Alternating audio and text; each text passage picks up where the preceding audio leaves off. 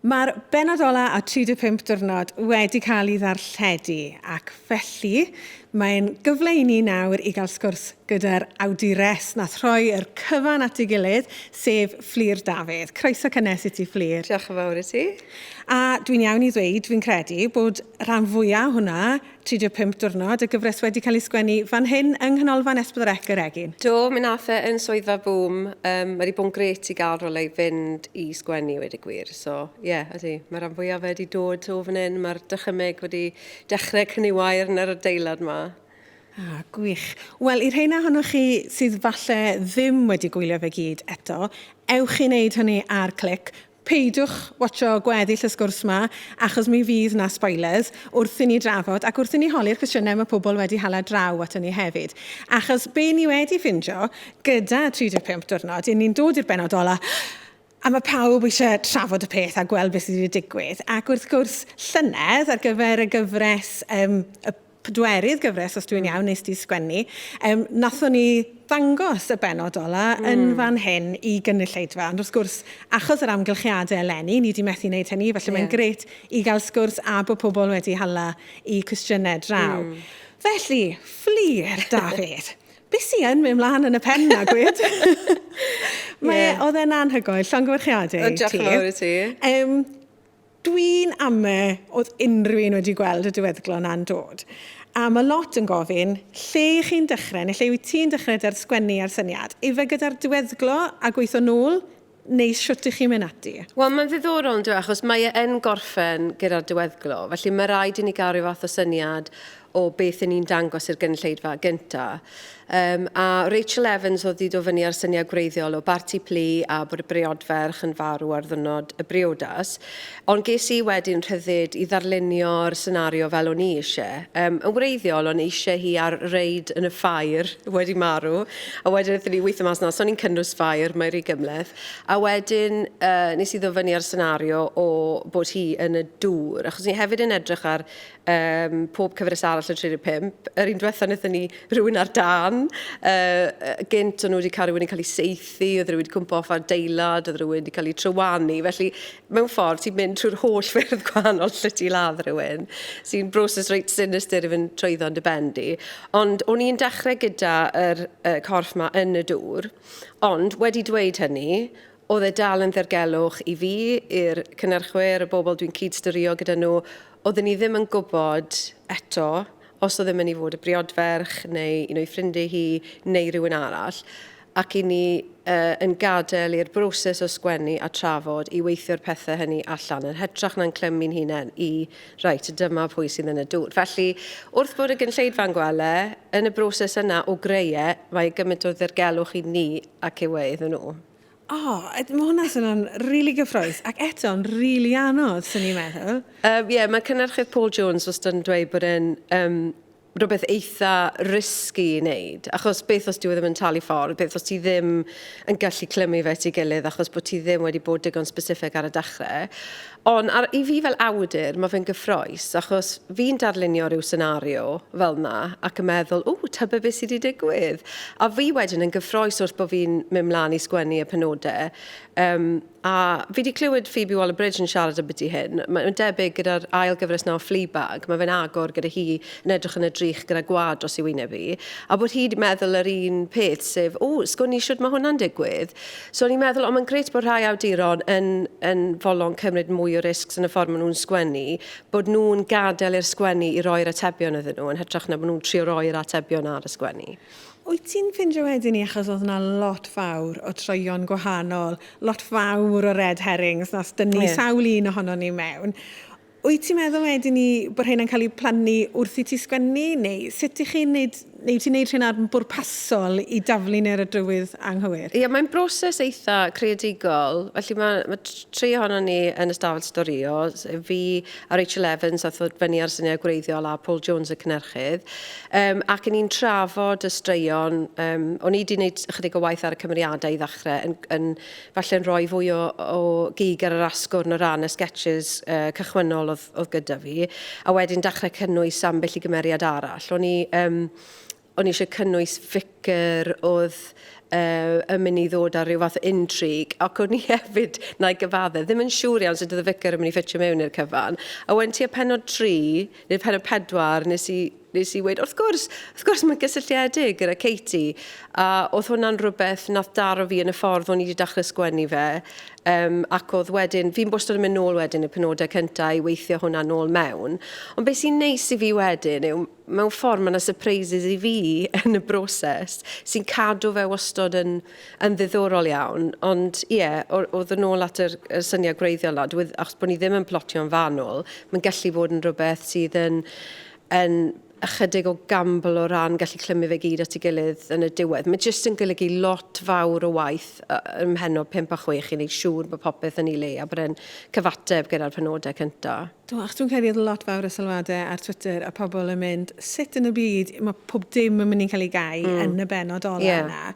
Ac eto, mi nath pob dim rhywsut. Fi'n credu oedd ambell un o ti'n sôn am y vicar, a dath ambell cwestiwn, fi'n credu oedd Martin Watt wedi gofyn, beth oedd rôl y dodgy vicar yna? Ac o'n nhw'n mynd, oedd a Katie wedi cynllunio rhywbeth arall? Wyt ti'n cynllunio hwnna hefyd, neu wyt ti jyst yn gadael hwnna? I achub yng Ngham i, mae yna olygfeydd sydd wedi torri mas o stori'r vicar ebyn diwedd. Achos beth sydd wastad yn digwydd fi'n credu gyda cyfres fel hon, mae'n mynd yn llawn dop erbyn diwedd, a ni'n ffind o'n hunain gyda penodau chydig yn hirach na beth fydden ni wedi bwriadu. Felly, oedd yna gwbl olygfeydd lle oedd y vicar a Katie yn trafod beth o'n nhw'n mynd i wneud. O'n nhw'n mynd i chwarae tap yn yr gwasanaeth o Katie a Dylan yn cael rhyw. Oedden nhw'n mynd i sbwylio'r briodas yn llwyr, ac oedd Katie a Iolo y vicar mewn perthynas. A dyna beth oedd ynddo fe iddo fe, achos dyna beth mae rai pobl wedi gofyn, ond sa'n deall beth oedd ynddo fe iddo fe. Wel, oedd e'n gaplan yn y carchar mas yn Thailand, a fe wnaethon nhw ffurfio perthynas, a dethon nhw nôl gyda'i gilydd i chwalu pennau pawb. Nath hi fynd i fyw gyda Efan yn esgus bod dim un manda i fynd. Ond erbyn diwedd ti'n gweld bod hi'n iste yn y B&B lle oedd y vicar. Ac oedd na olygfa arall o Katie ar dop y star yn siarad gyda Mrs Henley, ac o ti'n deall mwy o'r ffaith bod hi yno. Ond fi'n credu wrth bod y cynhyrchydd a'r cyfarwyddwr a golygy'n tynnu pethau mas, maen nhw yn meddwl am y ffaith bod y gynulleidfa hefyd yn gallu gweithio pethau mas dros nhw hunain. Felly mae'n bosib yn nhw wedi meddwl bod fi wedi rhoi gormod o esboniad yn hytrach na gadael ychydig yn fwy amwy. So mae rhai yn licio llai, mae rhai yn licio fwy o lew dychymyg, a fi'n gwybod mae rhai cynulleidfaoedd yn licio yr esboniad yn glir. Felly mae e'n anodd i gadw'r balans yna. Ond o'n eitha ples gyda'r bod e wedi gweithio mewn ffordd bod ti'n gweld bod e'n rhan pwrpasol o stori. Doedd e ddim just yn red herring o gymeriad llwyr, ti'n gwybod?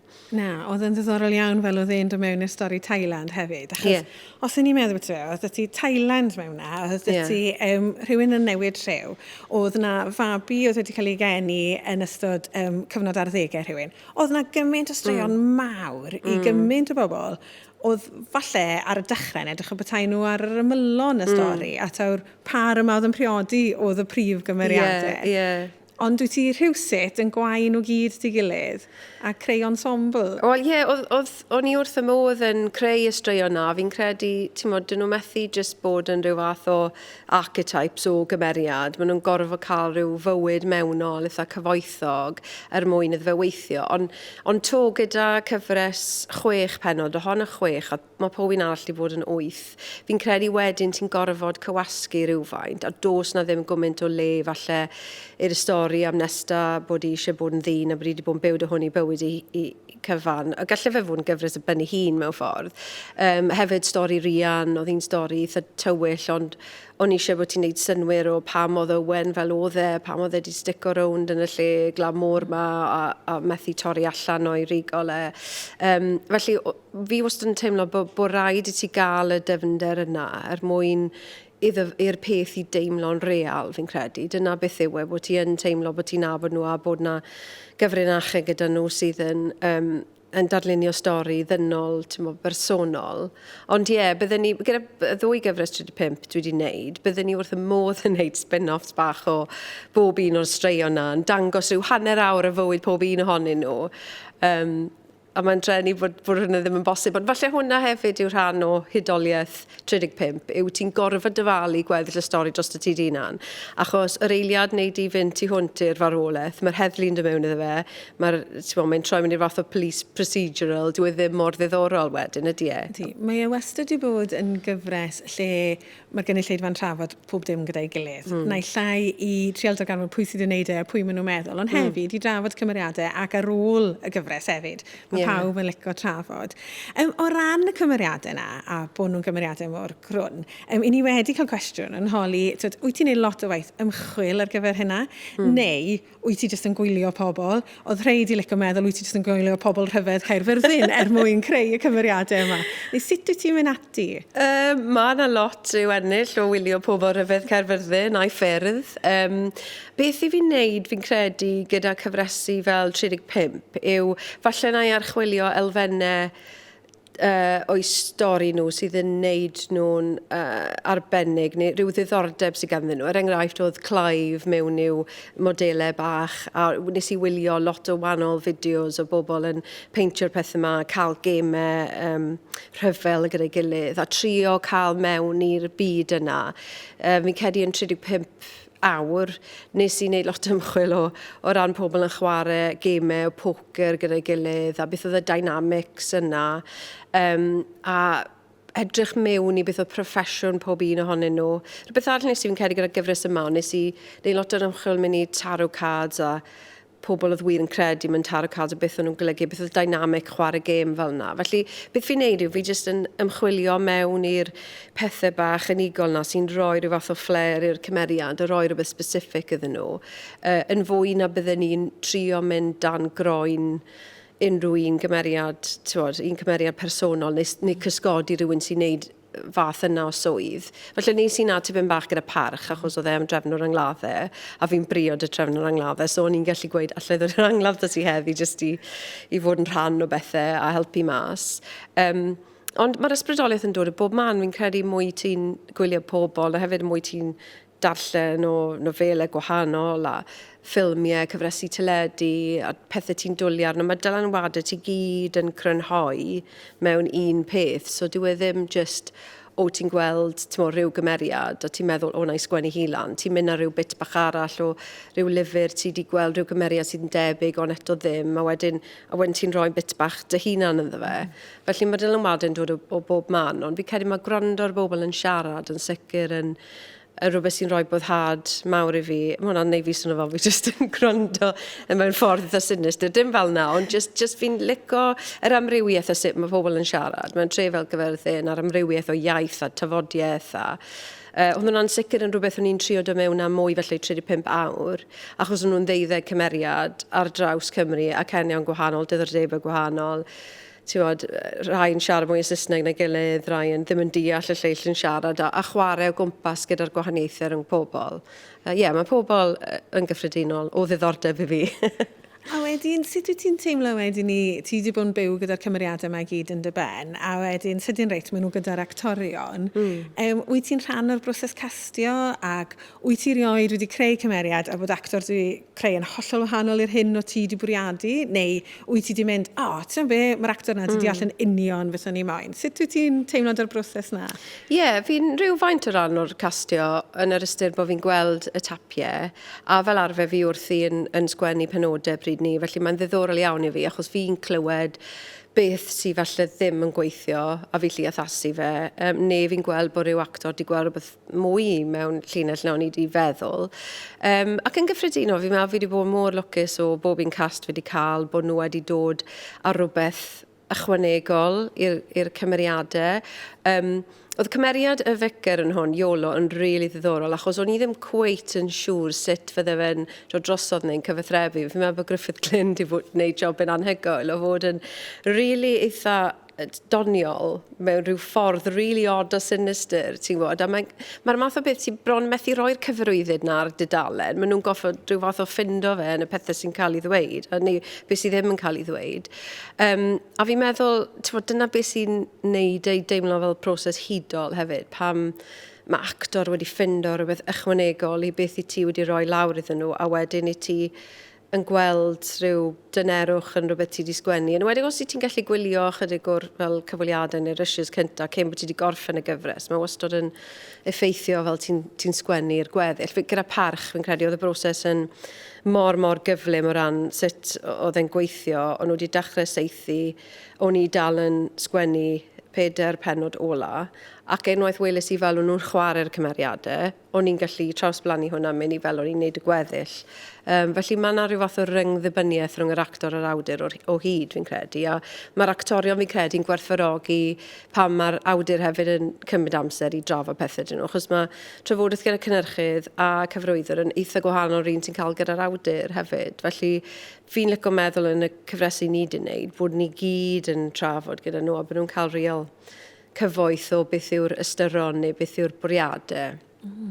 Na, mae mor ddiddorol yn tydi. A beth yw un o'r rhinweddau falle i'r gynulleidfa hefyd o 35 fel cyfres yw bod ni'n cael gwynebau gwahanol bob tro hefyd. Felly oedd e'n gret gweld Llian Higgins yn phobl gwahanol tro yma. A hefyd yw ti'n credu ynddyn nhw. Ond wrth gwrs, oedd yna ambell i hen stager fel Delys Wyn gyda ni. Ac oedd yn gymeriad anhygoel. Achos dwi eisiau holi ti hefyd yn beth i hiwmor y comedi. Ach mae wastad rhyw fath o hiwmor tywyll yn treiddio trwy dy waith ti. Ac o ble mae pethau fel golygfeydd lle mae hi'n esgus smoco yn dod? Lle nes ti greu hwnna? Mae hwnna'n diwa wyr, ti'n bod. Gyda'r cymeriad yna, falle dylen ni sôn bod gen i ffrind sydd yn gweithio gyda pobl sydd wedi cael anaf ar yr ymennydd. A maen nhw wedi tynnu'r olygfa mas, ond oedd na ryw olygfa le oedd Delys Wyn yn agor i Chesi yn yr hendw, ac oedd yn hollol wag, oedd hi'n ngofio roi unrhyw beth yn ddyfed. Oedd hwnna'n rhywbeth oedd yn ffrind wedi gweithio fi sy'n aml yn digwydd gyda pobl sy'n anaf ar yr ymennydd, bod nhw'n llawn bwriadau i fynd i'r role, ond falle dyn nhw ddim yn cofio neu y logic o sut i wneud pethau. Felly oedd hwnna wedi stico'n yn benni o ran i hi bydd yn hollol reddfol i wneud rhywbeth fel esgus smygu, yn hytrach na smygu, a bod mae hefyd yn lelle eres i torri mas o'r sort of fel fi cael real go nawr at y broses olygu, ond oedd na linell lle oedd hi'n dod lan at angharad o'r rhian. Yn ceri mae'r olygfa na dal mewn, mae'n dod lan at angharad o'r rhian a dweud, so fe rhi hwyr i ti rhian, oedd hi'n amlwg yn gwybod beth am ei chyfrinachu hi. Ond mae angharad wedyn yn troi rhian a gweud, treni, oedd hi'n arfer bod mor lyflu. So ti'n cael rhyw synwyr oedd hi'n arfer bod yn gymeriad holl o wahanol. So gyda hi, o'n i wastad yn trio meddwl beth oedd hi fel, a byddai'r hen Alwen wedi mynd i ryw ddigwyddiad fel lansiad ffotograffau mab yn hollol urddasol, efallai'n dawel iawn, fel bydwraig, just yn, fel mab bydwragedd, maen nhw'n eitha calm, placid, ond yn hytrach bod i fyna'n ifed ac yn neud rhyw sylwadau sydd ddim yn addas, a just chwarae gyda'r ddeoliaeth yna, ond ti'n dod nôl dy'r hiwmor, mae hwnna, fi'n credu nhw beth sy'n rili eisiau 35 bostod, achos mae'n mor dywyll, mae pethau ofnadw wedi digwydd i bob un cymeriad, a wedyn mae rhaid i ti drio ffindio'r eiliadau bach mwy ysgafn a fwy tyner, achos dyna beth sy'n neud e wedyn yn rhywbeth ti eisiau wylio. Ti ddim eisiau bobl i deimlo bod eu calon nhw'n seiddo bod yn mor drwm, ti eisiau'r ysgafnder, a fi'n credu oedd cymeriad Alwen yn cymryd lle, falle cymeriad Fal neu Taz yn 35 awr, oedd e'n haws i greu comedi iddyn nhw. Does dim gymaint o comedi yn yr un ma, ond fi ddim yn gallu goddau sgwennu unrhyw beth lle does dim unrhyw fath o brec neu gag neu joc bach, ysgafn, dwi ddim yn... Os fi'n sgwennu rhywbeth fel yna, fi'n teimlo bod e ddim yn drew i fi, felly fi wastad yn trio snicio jokes bach mewn. Weithio maen nhw'n cael eu tynnu mas, ond mae angen yr contrast na, dwi. A'r light relief o pethau. Achos os o'n i'n meddwl am y llyfrgell hefyd, yna mae cymeriad Dyfan Dwyfor, lle mae fe yn gweithio ar llyfrgell. Mae bron fel yn atgoffa fi o fel porthor Shakespeare neu rhywun sydd yn mewn i roi brec o'r elfennau tywyll, yn dweud? Bendant. A mae hwnna'n enghraifft arall o lle oedd rili eisiau brec arno ti o'r holl elfennau, eitha llynyddol, trwm. Mae pawb arall sydd yn y stori yn gymaint o geeks mewn ffordd ac yn rili parchu popeth sy'n mynd mlaen yn yr adeilad ac yn parchu'r hanes a'r diwylliant. A ti angen un cymeriad, ti ddim rili becso dim am y lle. A mae'r cydbwysedd na wedyn yn neud falle'n haws i wylio eto. Felly, fi wastad wrth y modd pa mae yna gyfle i gael cymeriad fel yna. Ac yn adlewyrchu bywyd go iawn hefyd, ynddo fe? Ydy, a ti'n modd, mewn sefyllfaoedd tywyll iawn, ti angen gallu chwerthin hefyd, a mewn adeg y tywyll mae'r elfennau absurd na yn gallu dod mas yn aml iawn, neu rhywun weid rhywbeth anaddas, a fydd yn rhyddhad i rhywun i allu chwerthin. Felly, mae hwnna'n just yn nodwedd fi wastad yn goffo cadw, achos weithiau fi'n ffindo fi'n sgwennu rhyw pitch ar gyfer wneud yn ddiweddar ar gyfer rhyw syniad, a fi jyst yn teimlo fe'n mynd yn hollol drwm a fi ddim yn mwynhau a fi'n gwybod ta beth fi ddim yn mwynhau o'r ffaith bod fi'n methu gweld lle bydde cyfle am ysgafnder a wedyn fi'n gwybod dyw hwnna ddim yn mynd i weithio yn syth, ti'n bod. So. Mae hynna'n ddiddorol ti hwnt. Ac wyt ti'n sôn am ti cyfnod tywyll a mae beth ni'n byw drwyddo ar hyn o bryd yn gyfnod tra gwahanol i'r hyn ni di arfer. Dysyn ni ddim fel arfer yn ystod mor bell o ddiwrso ti, dwi'n credu cael sgwrs fel hyn. Felly mae yna un o'r cwestiynau hefyd yn holi, sut i awdur, sut mae hwnna wedi effeithio ti, y cyfnod dan glo yma neu'r cyfnod sa draw, sut mae hwnna'n effeithio dy waith ti ar hyn o bryd? Wel, fel pob mam sydd â phlant adre, fi'n credu fi'n ffindio fe'n eitha heriol ar y funud i greu cweit yn yr un ffordd ac o'n i'n arfer, achos fel ti'n gwybod, fi wedi bod yn dod fan hyn i weithio, a hefyd fi fel arfer angen tywelwch llwyr a tŷ gwag mwyn gallu cyrraedd at yr rhannau mwyaf dwfwn o'r ymennydd lle dwi'n creu ac lle mae'r syniadau yn byrlymu. Ac ar y funud fi'n dim ond yn gallu cael access i'r bit top lle mae'r pethau eitha elfennol yn digwydd. Felly, dwi ddim yr adeg rwydda o ran, mae lot o bobl yn gofyn, ti'n creu, fi siŵr bod e'n gyfnod cynhyrchiol, ti fyna'n sgwennu nofelau. Na, fi ddim. Fi'n pobi cacennau gyda fy mhlant a pethau fel yna. Ond un peth fi'n meddwl mae fe yn rhoi i ni yw cyfle i bwyllo a meddwl beth ti eisiau gwneud nesaf.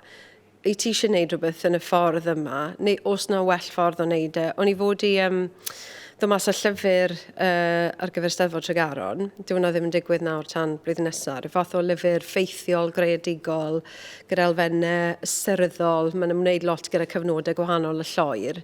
A nawr mae gen i flwyddyn arall i feddwl yn fwy dwfwn am hwnna. A fi'n ychwanegu penodau nawr, bydden ni ddim wedi, tysyn ni ddim wedi cael y cyfnod yma. Felly fi'n meddwl bod ffawd wedi wario ran fyna. Felly bydd y llyfr yn fwy gonest a fwy agored na bydde wedi bod sy'n ni nawr yn rhithro trwy broflenni a trwy cael yn barod i Steddfod. Felly mae lot i ddweud dros cael blwyddyn ychwanegol i feddwl yn fwy pwyllog am dy waith ti. Achos mae hwnna'n un peth fi'n cyfaddau fi byth wedi bod yn fy ngwaith erioed yw pwyllog, ti'n mo. Fi wedi rhyw fath o rithro nofelau, cael nhw mas, a wedyn wrth fi dechrau gweithio i deledu, oedd i deadlines nhw mor hiarnaidd, rithro i orffen hwnna, mynd o un cynhyrchiad mynd i'r llall, ac yn sydyn iawn nawr, falle o bosib bod yn amser i feddwl ynglyn â'r camau nesaf, yn wahanol. Jyst cymryd rhyw fath o perspektif gwahanol. Mae hwnna'n hynod ddiddorol, achos tasyn ni'n dwy'n fformat 35 diwrnod am chydig, a ni wedi trafod beth i newydd gynhyrchu. Ond falle tasyn ni'n mynd nôl 35 mlynedd i'r fflur ifanc, a hefyd fel falle bod ni wedi dod ar y draws di gyntaf, fel nofelydd, fel rhywun oedd yn sgwennu'r llyfrau. Wyt ti'n gallu sôn rhywfaint am y trywydd yna, a tasau ti eisiau rhoi, fi cael bod lot wedi bod yn sôn yn y cyfnod ar ysgytre, na ni, fi'n mynd i sgwennu'r nofel na sydd, fi'n mynd i cael twelwch i wneud hwnna, rhaid ni sy'n heb blant, neu yn gweithio yn y nos. Yna, os rhyw fath o syniad y ti, falle top tips ar y diwedd, ond hefyd mae'n ddiddorol i wybod sut mae'r fflur sy'n sgriptio heddi, lle mae'r nofelydd a sut mae'r pethau eraill yn cael eu creu hefyd. Mae'n ddiddorol achos oedd ostod y fi ddiddordeb mewn sgwennu ar gyfer y sgrin, ond falle ddim yr wybodaeth o sut i wneud yn lwybr gyrfa. Ti'n modd, fel ti'n gwybod, oedd John Hefyn, ni yn y coleg yn Aberystwyth Gymrys i gwbl o myndiwlau gyda fe yn yr adran ffilm a cael ysbrydoli yn llwyr gan ffilmiau ryngwladol a meddwl, os ni'n rili dwlu wneud hwnna. Ond yn y coleg, doedd yn ddim wir cyrsiau ar y pryd, falle sgwennu ar gyfer y sgrin neu creu ffilm neu rhywbeth fel yna. Oedd gen i gymaint o ddordod mewn llenyddiaeth nes i benefynu fynd ar y trywydd yna. A wedyn, o'n i'n gweld bod creu nofel yn rhywbeth wyt ti'n gallu wneud yn dy amser dy hun ac yn cymryd y risg i weld syniad trwy diwedd ac o ddim rhaid i ti gael rhywun i ddweud, o fe gei di wneud hwn, achos dyna beth sy'n wir am byd teledu a byd ffilm. Mae rhaid ti gael rhywun yn dweud ar ryw bwynt geith hwn i wneud, neu jyst na ddim yn rhyw fath o bwynt i'w ddiweddau, neu ti ddim yn cael unrhyw ysbrydoliaeth i orffen e. Ond gyda nofelau, dyna beth oedd yn digwydd, o ti'n sgwennu nhw, a wedyn o ti'n lli meddwl beth ti eisiau wneud, a o'n i hala ambell i mynd y steddfod, a beth sy'n ffodus i ennill, a wedyn ti'n cael y beg wedyn beth ti eisiau wneud mwy, a ti mewn reolaeth llwyr y dysyniad di. A ti ddim wastad yn iawn. Fi'n edrych ar rai'r nofelau cynnar na, meddwl, gallai'r plot na di bod yn well, ond oedd da fi neb i ofyn ond am fi'n hunan, really. O'n i ddim yn dieddol o ddangos nofel i unrhyw un, nes o'n i mwy neu lai wedi gorffen hi. Ond oedd hwnna'n, fi'n credu, yn addysg i fi o sut i ymddiried yn ngreddf yn hun o ran sut mae dweud stori. Ac oedd hwnna wedyn yn bach o sioc pam ti'n mynd i byd teledu wedyn, lle bron mae rhaid i ti i ofyn i rywun arall, bron bob un cam storiol, ydy hwnna'n mynd i fod yn iawn, ydy hwnna'n mynd i weithio. Ond wedyn, ti yn cael boddhad o hynny hefyd, achos mae rhywun mwy neu lai'n gweithio ti wrth fod trwy ddweud, mae hwn yn gweithio neu mae hwn ddim. Wel, erbyn amser ti wedi cynhyrchu fe, mae gymaint o drafod i bod arno fe. Ti'n gobeithio wedyn, pan mae'n mynd mas, bod e mor berffaith y gallith e fod. Dyna ddim wastad yn yr un math o broses gyda nofel. Ti'n rhoi hi mas a ti'n aros yn nerfus i weld ydy yr elfennau mawr stori wedi gweithio a maen nhw i rai pobl dyn nhw ddim i bobl eraill. Ond y fwy o fel y gwaith tîm yn digwydd gyda byd teledu, lle ti'n ymddiried mewn lot o bobl i fod yn credu yn dy stori di ac i dy helpu di i ddweud mor dda ti'n gallu. A wedyn pan mae'n mynd mas, ti ddim yn teimlo mor nerfus, achos ti'n meddwl, wel, y tîm o hwn, a maen nhw yn ffyddiog bod e'n gweithio. Fi'n ffodus iawn o Paul Jones fel cynhyrchydd wedi meithrin fi fel sgriptiwr yn sy'n dechrau mas yn sgwennu cyfres 8 pennod pam o'n i erioed wedi gwneud cyfres deledu o'r blaen a ges i lot o drafod gyda fe a lot o gefnogaeth a fi'n teimlo fi nawr wedi mynd mewn i'r byd yna fel gyrfa a mae'r nofelau sydd wedi dod cynt wedi paratoi fi ar gyfer hwnna. Felly pam mae'n dod i greu rhyw stori hir, o'r twists a'r gwahanol bethau, fi ddim yn ofni sgwennu dogfen hir yn esbonio hwnna, achos fi wedi gwneud e drosodd throsodd. A achos beth yw'r gwahaniaethau ti'n meddwl? Achos ti'n sôn yn beth yw'r hyd o beth sydd rhwng y llenlle, neu beth sydd ddim ar y papur, pam ti'n sôn am rhywbeth o ran sgript. Ond wrth gwrs, mae'n wahanol pan ti'n sgwennu nofel, ac mae'r disgrifiadau i gyd yna. Sut wyt ti'n meddwl wyt ti wedi newid fel awdur o sgwennu yn llenyddol i fod yna wedyn ni yn sgriptio? Mae hwnna'n gwestiwn da. Fi'n credu bod fi'n sicr wedi newid, achos o'r cwpl o bethau llenyddol dwi wedi gwneud ar ôl bod yn hala lot amser yn y sgriptio, fi'n meddwl bod fi yn llawer fwy cynnil fel awdur na goeddwn ni, lle oedd yn arfer bod yn rhyw fath o splurge o fy holl syniadau. Fi'n meddwl bod fi wedi llwyddo i ddal y pethau nôl a cael ychydig fwy gynildeb. Mae fe'n wir pan fi'n mynd i sgwennu rhyddiaeth nawr, bod sgwennu paragraff yn teimlo fel rhywbeth enfawr i'w wneud, achos fi wedi arfer gyda just un linell fan hyn, un linell fan na, a bod popeth yn yr is-destun. A wrth gwrs ti'n cael is-destun mewn nofel, ond mae rhaid i ti roi ychydig mwy gyrraedd ato fe. Fi siŵr byddai Paul Jones yn gweud pam dechreuais i sgwennu parch, bod fi yn sgwennu lot fwy fel nofelydd. Fi'n cael gyda ni drafodaethau am hyn, a wedyn erbyn hyn byddai ti ddim yn meddwl bod fi'n nofelydd o gwbl yn y ffordd dwi'n sgwennu. Felly, wi jyst wedi mwynhau bod fi wedi gallu bod mewn cyfrwng sydd wedi dysgu pethau newydd i fi ynglyn â sut ti'n chwarae gwmpas gyda iaith, sut ti'n dweud rhywbeth falle jyst mewn ffordd gweledol. Achos fi'n credu beth sy'n wir am 35 diwrnod, falle o ddim yn wir am 35 awr, mae lot llai o siarad ynddo fe. Mae yna lot fwy o bethau delweddol, cryf. A fi wedi wir mwynhau gallu sgwennu golygfeydd heb ddeialog ynddyn nhw. Fi credu pan dechreuais i sgwennu parch, o'n i'n meddwl mae rhaid i bob golygfa gael deialog. Na beth yw sgript, erbyn hyn fi'n gweld, mae'n, i fi'n gosod yr blueprint yma o'r ddelwedd yma, a wedyn mae ti bobl ffantastig, fel criw Tom Pierce sy'n gwneud yr cynllun gweledol a'r gwaith celf, a maen nhw'n gallu gweld ni'n beth ti'n trio wneud, a mae hwnna hefyd yn dweud stori, ond dyw e ddim yn dweud stori mewn ffordd uniongyrchol, mae'n llawer fwy cryptic. A mae hwnna'n rhywbeth ti'n gallu cario nôl mewn i nofel, fi'n credu. Mwy o pethau impressionistic a subtle, gobeithio. Ond fi eto i'w sgwennu nofel ers i fi ddechrau wneud hyn, felly gan i weld sut bydd e'n wahanol. Wel, ni edrych mlaen i'r un bydd ti'n sgwennu ar gyfer Steddfod Tregaron 2021, felly, a fydd hwnna yn gret. Ond ti'n sôn am gweithio fel collectif efo pobl eraill yn bwydo mewn iddo fe, ond mae yna erthygl adolygiad gwych o 35 Diwrnod gan Carys Williams yn Get the Chance. A mae fe yn cyfeirio at y Fflur fel one of Britain's best screenwriters. Nawr, a cyn bod ti'n dechrau gweud bod ti ddim, yna dwi'n mynd i atgoffa ti bod, o ti ar rhestr fer awduron ar gwobre BAFTA Cymru.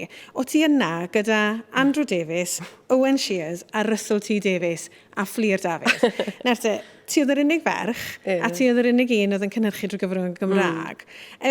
Pam ti'n meddwl hynny?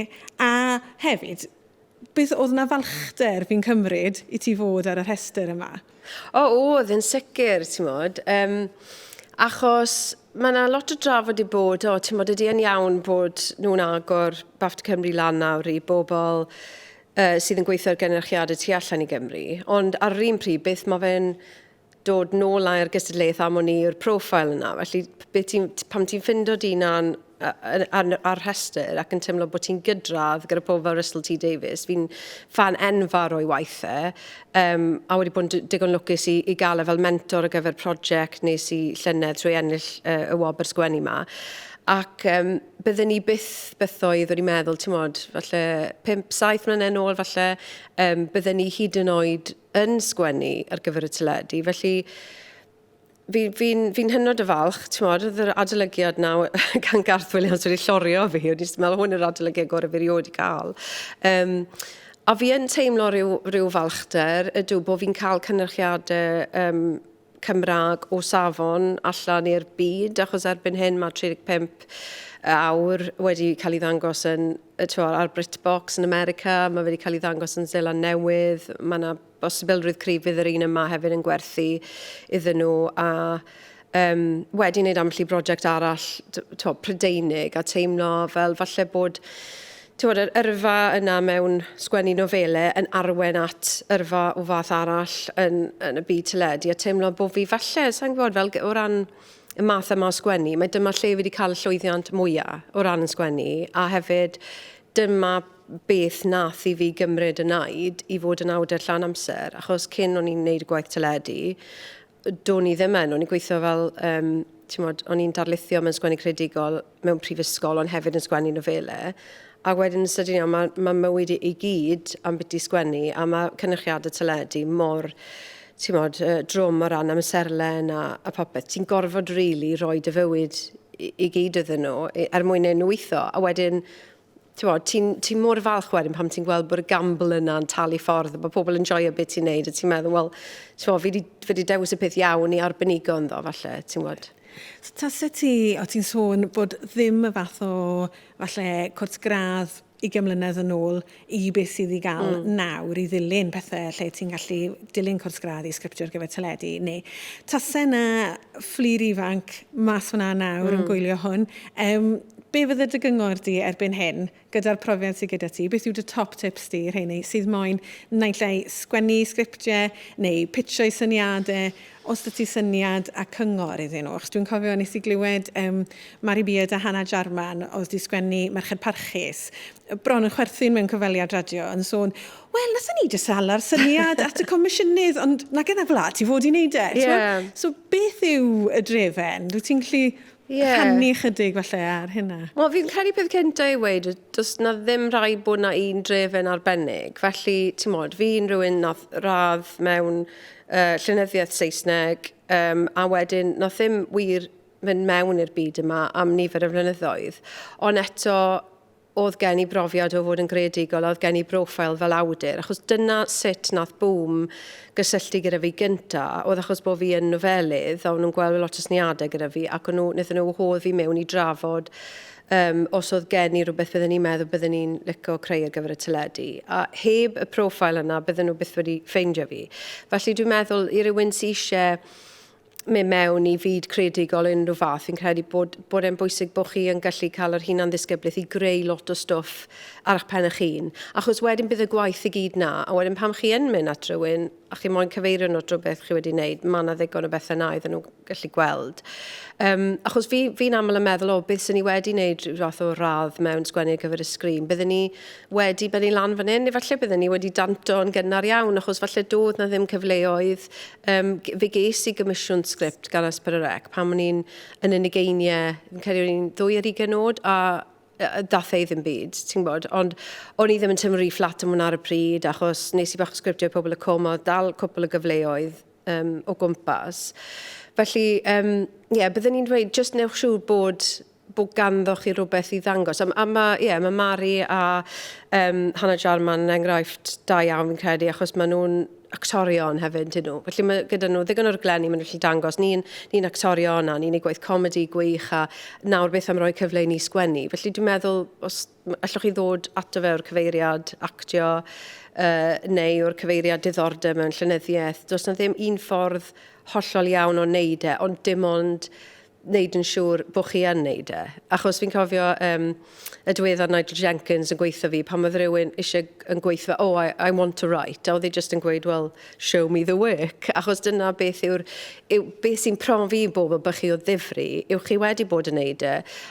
Ac o'n i'n wneud sgwennu rhyw bethau yn ystafell wely o pan o'n i'n 15 oed ac yn really fel geek bach yn joio dyn ôl o'r ysgol a dechrau potsian ar ryw stori fer. Felly o'n i'n gwybod bod fi o ddifri amdano fe. A fi'n credu os ti o ddifri amdano fe yn y pen draw, fydd yna gyfleoedd i ti. Gwych.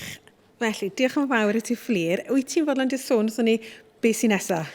I ni gyd yn edrych mlaen. Mae yna gyfres ar y gweill nawr enw Yr Amgueddfa. Mae hon yn thriller sydd wedi gosod yn Amgueddfa Cymru Caerdydd. Mae'n dilyn stori menyw enw Della Howell sy'n rhedeg yr Amgueddfa a y ffer mae hi'n dechrau gyda dyn ifanc enw Caleb sy'n gweithio mewn siop elusen. Ond mae yna lot fwy Caleb nag i ni'n meddwl ac mae hynny'n arwain at bob math o straeon dirgelwch a straeon cyffroes a cyfrinachau teuluol. Gwych. Ni methu aros yn barod a fi'n eitha ffyddiog fydd yna light relief a lot o hiwmor a lot o elfennau tywyll eto i ni cael mwynhau mas draw. Diolch o galon i ti Fflur am bob dim ti wedi creu mor belled a ni'n edrych mlaen yn fawr iawn at yr un nesaf. Diolch yn fawr ti. Croeso.